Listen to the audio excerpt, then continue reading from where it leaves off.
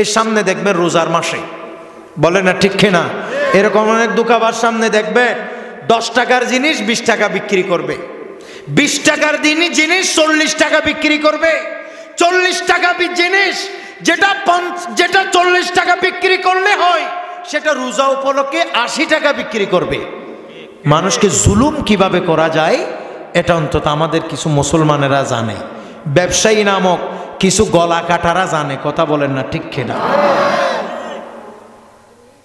এই জন্য আমি বলছি, যারা ব্যবসা করেন শুনেন, যারা ব্যবসা করেন, বাণিজ্য করেন, বিভিন্ন জায়গায় যারা তরকারি বেচেন, সবজি বেচেন, রোজার মাস এটা ইবাদতের মাস। কথা বলেন, কিসের মাস? ইবাদতের মাস। আপনি ন্যূনতম লাভ করে অন্য মাসে যেই পরিমাণ আপনি লাভ করেন সেই পরিমাণ লাভ না করে পারলে আপনি সামান্য কিছু আপনার পোষাই মতো লাভ করে অন্যদের চাইতে একটু কম রেটে আপনি ছেড়ে দেন।